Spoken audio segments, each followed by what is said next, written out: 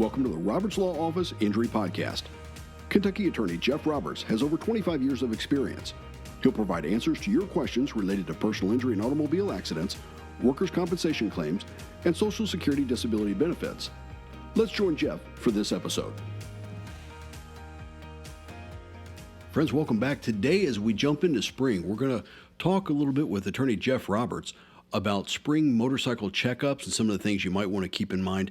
If you are an avid motorcyclist, Jeff himself has ridden bikes for a long time, and so we'll talk about that, and we'll also have some tips in there and also some suggestions toward the end that even if you don't ride motorcycles, even if you're not out on the roads on a motorcycle, things you can do to kind of make it a little bit safer for everybody, and just things to maybe kind of keep in mind. Hey, Jeff, welcome back, guy. How are you, Jim? Oh, I'm loving this. I'm loving the weather. I'm glad to kind of be getting through this winter, through this whole COVID thing, and maybe kind of loosen up just a little bit and kind of enjoy the springtime. I agree with you 110%. I'm looking forward to when we can get together and gather together and without having to wear masks and people being worried about catching COVID from that. And the weather is, still. From my perspective, it can go up another 10 or 15 degrees, but it's a lot better than what we've had. Oh, I think so. Not only with the COVID isolation and things like that, but also with the weather changing like this, I think cabin fever is a real thing. And if you have a motorcycle, this is one of those times where you're starting to feel that urge to kind of get back out there. Now, we talked about this a little bit last year going into spring, and I think every year we kind of put out kind of a PSA for people. Because there's a lot of changed, and it's motorcycles are they're dangerous at times. You're a lot less protected than you would be in a car. And they're just some things to keep in mind. How long have you been riding? Actually, I started riding. Technically, I started riding on the roads before I was legally allowed to ride on the roads. I think I got my first street bike when I was just turned 15 and rode. Just very locally or close to my home there. But yeah, I've from the very first vehicle I purchased on my own was a motorcycle, and I've had motorcycles on and off ever since then. Right. And now looking at your career, I mean, obviously you're a personal injury attorney. You've dealt with a lot of families. You've dealt with individuals who've been hit on motorcycles, had to lay them down, had to do different things. And it's an area of law that you're very familiar with, unfortunately. Unfortunately, it is. During my career, I've represented several people who've been injured in motor vehicle or motorcycle versus automobile collisions. And as a general rule, individuals on motorcycles have much more severe injuries than someone who's involved in a car accident. For example, a 25 mile per hour car accident can result in severe injuries, but generally does not, whereas if you're going 25 miles an hour when a car pulls out in front of you and you go flying across the hood, the injuries you're going to receive are going to be much greater than what the person in the car is going to receive. Right, and that's one of those balances. That's one of the risks that people kind of weigh when they decide to get out on the roads. But let's talk about some things that they can do in advance of the season to really try to limit some of those risks and to really try to make it a safe riding season. And I guess one of the first places to start would be more of a mechanical checkup on the bike itself, right? It is. I think that's what before you. If you've had a car setting up for a period of time, you need to do that. And the same with a motorcycle. If your motorcycle's been setting all winter and you've not been riding the motorcycle, then do a little check on the motorcycle to make sure it is in good shape before you get it back out on the road. Make sure the brakes are working well, the lights are working, no turn signals, and especially the headlight. If your headlight is burnt out, that can be extremely dangerous on a motorcycle because a lot of times that is the first thing that the car operator, when they're looking down the road before they pull out, what they spot may be the headlight shining as opposed to the motorcycle itself or the motorcycle rider. So make sure the headlight is working. All the mechanical is up to date and working in proper order on the motorcycle before you get it out and get back out on the roadway. Well, and that gets even into the fluids, just making sure that, you've got the brake fluid in there, make sure you're good to go, make sure the cables are intact, check the tires for dry rot. I mean, that's something that people kind of forget, especially if the bike's been sitting around for a while, or maybe you've had it out in the barn. maybe depending on where you're going to store it, things like that. And always remember to, top off the blinker fluid, right? or send your child into AutoZone or O'Reilly's to get you some some fresh blinker fluid. Always good to have on video for Yes. Facebook. That's good. Now, one of the other things is, as we were prepping for this, I mean, you kind of said that, no motorcyclist is ever going to say they're rusty, especially if they've been riding for a few seasons. But in all reality, things are different, and you still have to kind of get back to that eye-hand coordination. You've got to think through that. Baseball players still have spring training just to knock off the rough edges there. So I mean, that's a real issue for a lot of people. I think it is, and a lot of folks won't admit that. But yes, we do get rusty whenever you don't do anything for a long time. Even if you've got a lot of experience doing it in the past, it can still you still need to be careful when you first start doing that. So if the first trip out in the springtime on your motorcycle, you probably don't want to be taking hairpin turns at higher rates of speed and things of that nature. Just kind of take it a little easy the first few trips out on it and get your coordination back, and just make sure that you're back in good riding style before you start going through on real curvy roads or in things of that nature. So. Right, and just like a new driver in a car, I mean, understand your stopping distances, kind of understand, make sure you're going through the motions and you're just getting those reflexes, kind of tuned up.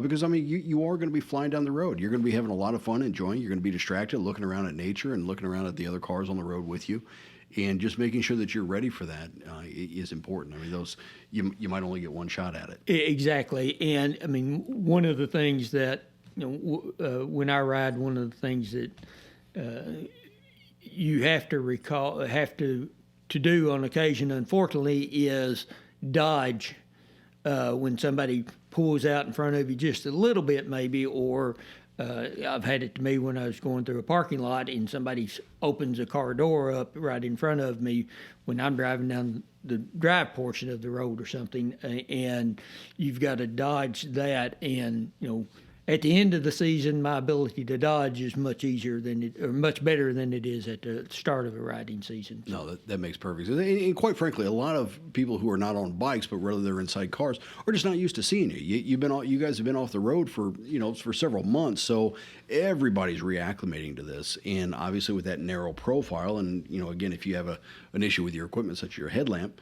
There are issues out there. So again, you got to kind of give them the benefit of the doubt as much as you hope they would give you the benefit of the doubt. Exactly, and that's the other side to this. And in having practiced personal injury law since 1992 and having represented a lot of people, unfortunately, that have been injured in a motor vehicle accident, it's very rare that I sit down and talk with someone who's been involved in a motor vehicle versus car collision, that the motor vehicle operator is actually the one who caused the collision.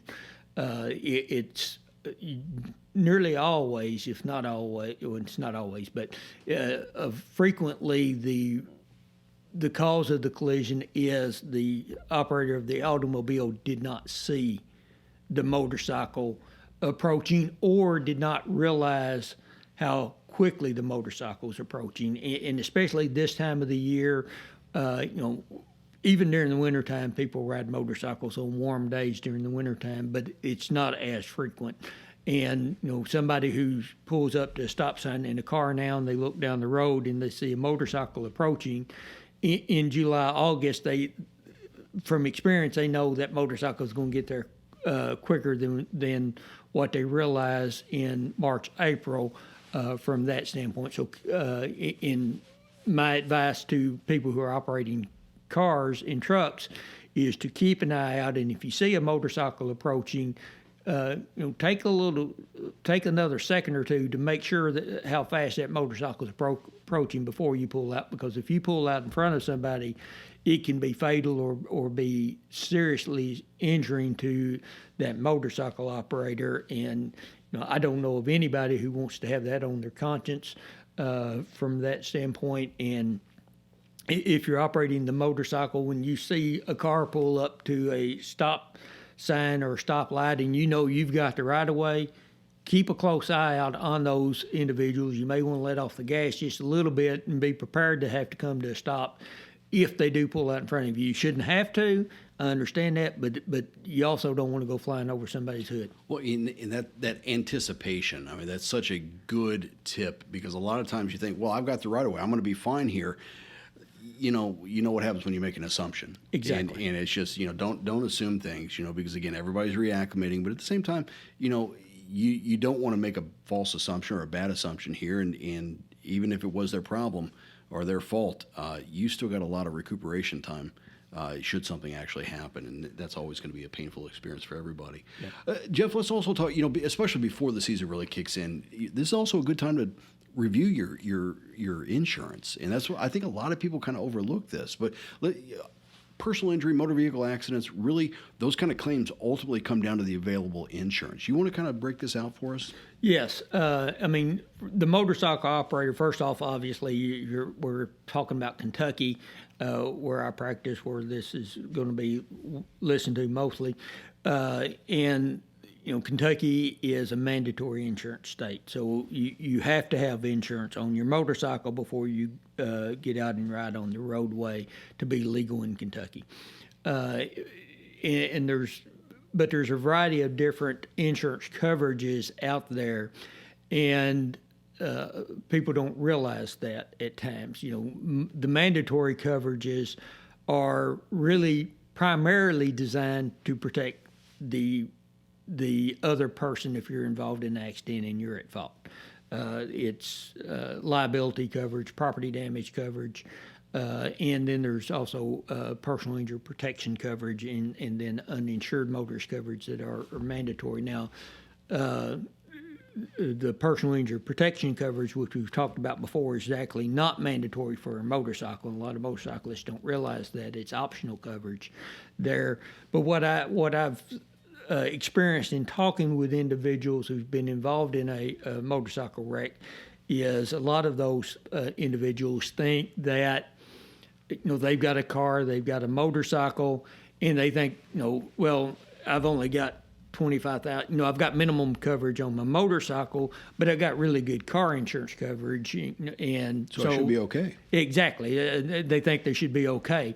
And the car insurance coverage and the motorcycle insurance coverage are separate, as a general rule. And so, if you've got a car insured with Farm Bureau, for instance, and then you've got Progressive on your motorcycle because Farm Bureau doesn't write motorcycle coverage or whatever, Farm Bureau is not going to pay anything in regard to a motorcycle accident. They're not going to pay underinsured motorists. They're not going to pay PIP. They're not going to pay anything from that standpoint. And even if you have both vehicles insured with the same carrier, a lot of times the policies will say, on the car insurance, this applies to the cars. It does not apply to the motorcycle. Those are typically called exclusions, right? Exactly. Written right into the policy, in the declarations pages and different areas. Yes, or it's to the vehicle, the car, instead of the motorcycle from there. So you've got to make sure you've got the proper coverage for your motorcycle, not only to be legal on the road, but to protect yourself and your family if you're involved in a collision. And the one is the personal injury protection, or what's commonly referred to as PIP benefits, and that pays your lost wages and your medical bills up to policy limits of whatever you purchased on that if you're involved in a motor vehicle collision, regardless of who's at fault. So if you're on your motorcycle, somebody pulls out in front of you, if you have purchased the PIP coverage for your motorcycle, then that's going to pay the first medical and the first lost wages up until $10,000 of limits or whatever you purchase. And in Kentucky, that automatically happens with an insured car. That if you're driving a car, an automobile, it automatically is there, but you have to elect that coverage. You have to select that coverage for a motorcycle, and sometimes it's pretty expensive coverage. It is. It can be expensive, especially on a motorcycle.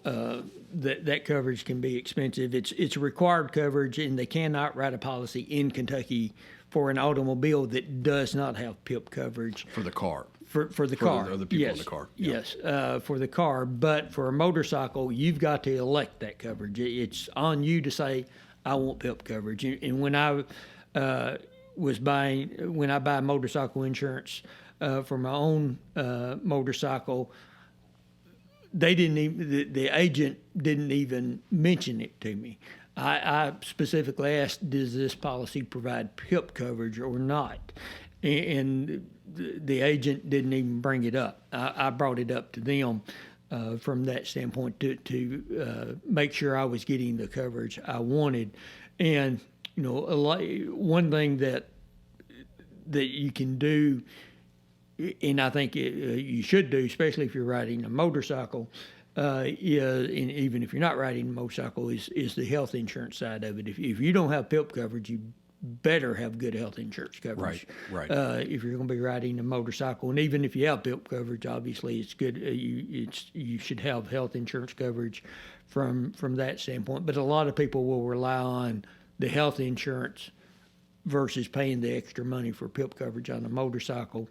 But if you do that, then you also need to bump up your underinsured and your uninsured and underinsured motorist coverage on the motorcycle, because if you're involved in a collision, the person that's driving the other vehicle that caused the accident, they may only have liability coverage of $25,000. State minimum. Exactly, that's state minimum $25,000, and that state minimum was written, I believe, in 1977, long before I started practicing law. I believe 77, 78 when that was put in, and it's never been raised. And it doesn't take long to have $25,000 of medical bills. Now, especially if you're in a motorcycle collision, you're going to get $25,000. If it's a serious collision, you're going to get $25,000 very quickly. Well, I mean, if you get stat flighted to one of the regional medical centers, I mean, there's $40,000 easily there. Yeah, if you get flighted, if you're air flighted by helicopter to a facility, I'm representing a lady now who was air flighted from Murray to Vanderbilt after an injury, and the air flight was $60,000 and change. Yeah. So so what happens if the at-fault driver has that state minimum $25,000? What happens? Well, and that's where having your own insurance to help protect you and your family if you're involved in these collisions, and that's what the underinsured motorist coverage is if the at-fault driver's insurance isn't sufficient, then you can go against your own insurance coverage to get the additional money that can be used to pay medical bills, pay lost wages, pay other bills, mortgage, and everything else, in pain and suffering and things of that nature that you're entitled to recover if you're injured because of somebody else's negligence. And that's where, especially with motorcycles, a lot of people don't get that additional coverage. And frankly, with a motorcycle, it's very important in a car, it's very important in a truck, but it's very, very important on a motorcycle to have that additional coverage, because your medical bills could be astronomical in those settings, and just your co-pays and deductibles, depending on how serious the injury is. I've had clients I've represented, their co-pays and deductibles exceeded the $25,000 of liability coverage there, and so you need to make sure you got good insurance coverage. Well, with this UM/UIM, which is kind of how it's listed a lot of times on the back of your insurance card, the UM/UIM coverage, a lot of people wonder, well, why would I file against my own insurance company? Well, that's what this particular type of insurance, this line item, if you will, is built there for. It's there to help you in the event the other driver doesn't have enough or doesn't have any insurance at all. Correct. And it's optional coverage, or at least underinsured motorists is optional coverage, uninsured isn't. But when you look at least when I've looked at the declarations pages for insurance coverages, the amount that is charged for underinsured and uninsured, because underinsured especially because it doesn't kick in unless you exceed the policy limits. The amount you're paying for that coverage isn't that great. It's amazing how cheap it is. Yeah, and that's that's a little tip that somebody gave me years ago, that if you will go in don't just take the standard. Ask your insurance agent what it would take to maximize that, and it's a few dollars. I mean, for significantly more coverage. Yes, I've seen policies where they have 100,000 of underinsured coverage, and the premium for that individual was less than $100 a year for that coverage. Yeah. And you know what? Given it, you're thinking, wow, that's around $100, or maybe that's $80, or whatever. But when it comes down to it, and you need it, and the other person's insurance is not there, that's the game. Yes. I mean, that's the game, and that will be one of the best investments you ever made. Exactly. And again, like I said, that's a lot of people, when you think of insurance, we buy insurance. When you think of automobile insurance, you're thinking about getting sued, but 90% of the insurance we buy, health insurance, homeowners insurance, and all of those are designed to protect us from going broke to some extent. If we have a bad injury, health insurance pays medical bills instead of us having to go bankrupt because we got $100,000 in medical bills. You know, we have a fire at a home. We don't lose our home. We lose our home because of the fire, but we get paid money by our homeowners insurance to rebuild and replace from that standpoint. So a lot of the insurances that we're actually purchasing are to protect us financially, and that's where underinsured motorist coverage comes in. It protects us financially, your family financially, if you're involved in a collision and the other person's insurance isn't sufficient, because the medical bills are going to be, any amounts over and above are going to be your responsibility if you're not able to work for a long period of time. And frankly, a lot of people in this state, in this country, do not have any type of disability insurance. In matter of fact, it's very rare that I have a client who does have a short-term or long-term disability plan that's going to pay them if they're out of work for a long period of time. And with motorcycle injuries, 6 months, 9 months out of work, isn't that uncommon? No, and it can be devastating to a household, Exactly. especially if you're the breadwinner. Yes. And you've got some kiddos running around as well, and bills stacking up. I mean, that puts a lot of added pressure when, again, you could have taken a closer look at your insurance policy at the outset and maybe avoided some of that, or at least offset some of that stress. It's so easy just to renew your policies, and I think a lot of people kind of get lazy in that regard. We've got a lot of other things going on. Your insurance company sends you, hey, this policy is getting ready to renew, and you just sign it and move on, right? It's an easy decision most of the time. Yeah. But if you've done that for a period of years, there's a good chance that your actual life has changed. Maybe you've got some kiddos that you didn't have early. Maybe you've got some property. Maybe you've got a bigger house, or other things have gone on. It's a good time to sit down and really reevaluate, okay, is this still adequate for where we are in life right now in terms of the coverage levels? Exactly. And doing that check with motorcycle, car insurance, and all of that, and then you can look at it. Frankly, probably when you're coming up for renewing, and some insurance agents may not like me for saying this, but it's a good time to shop around, because you may be able to get even more coverage for a cheaper premium, because the field is more competitive now. And when you're a new customer, we all see this, and new customers get deals.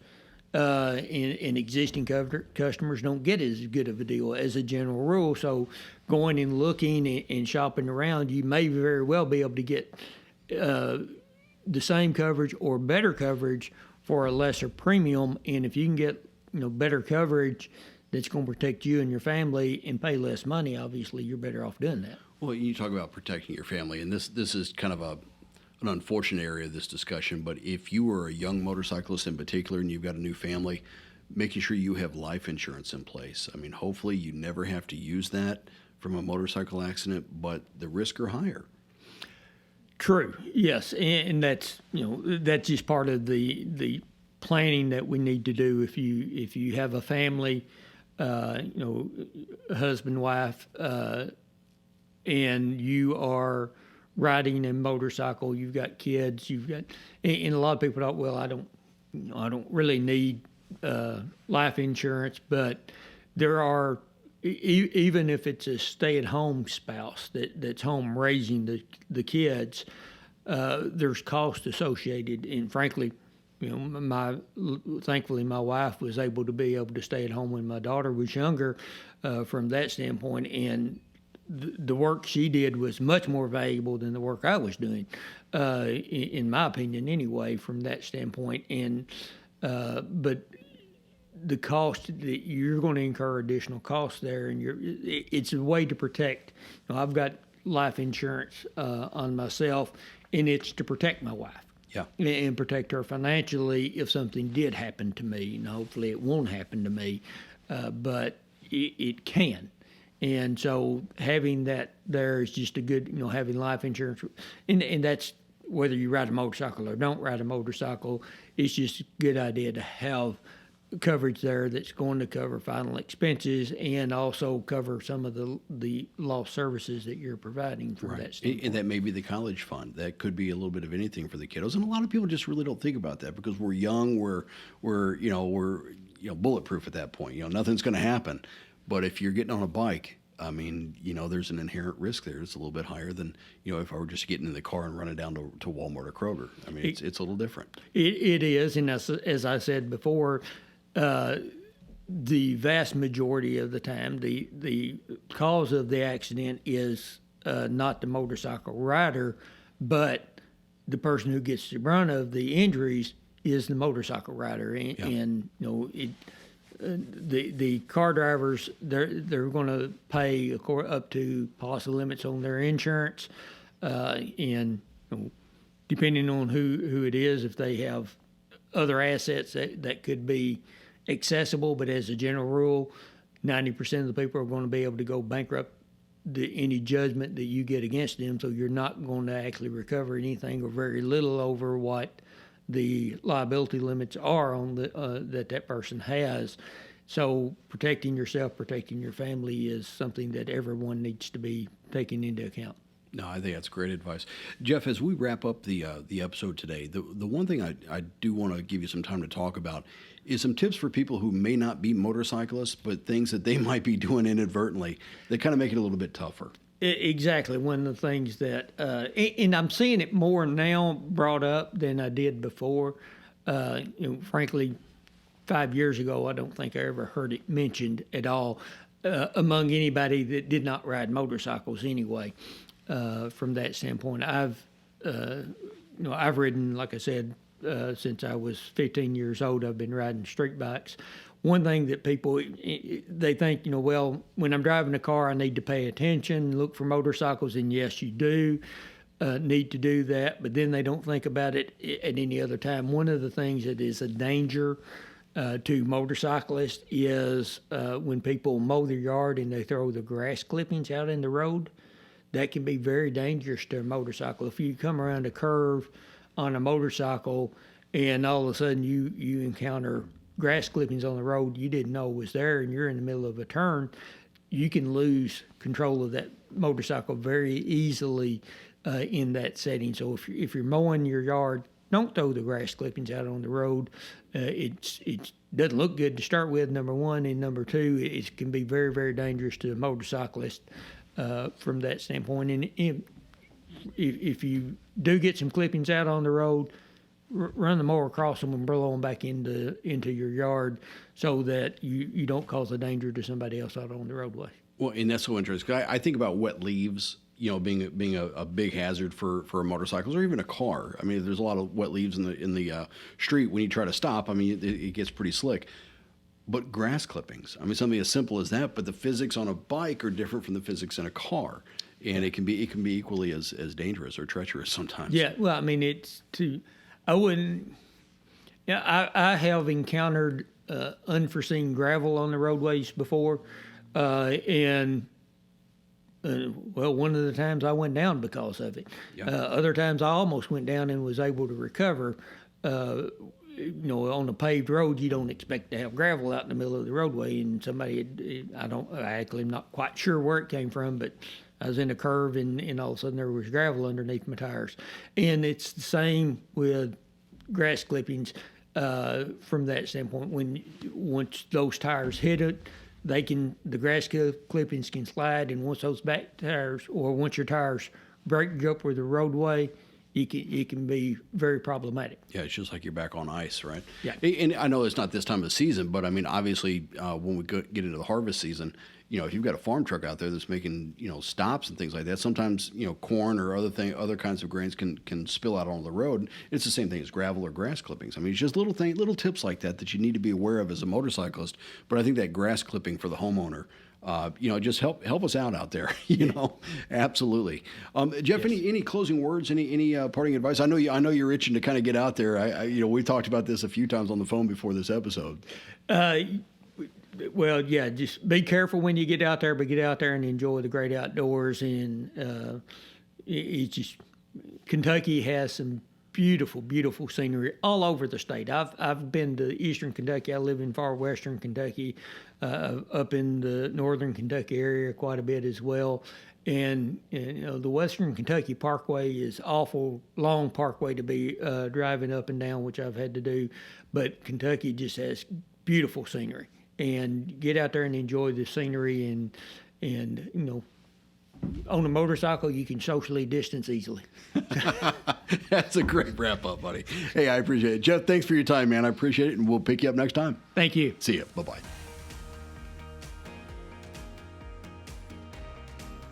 Thank you for listening to the Roberts Law Office Injury Podcast. Jeff will return in 2 weeks.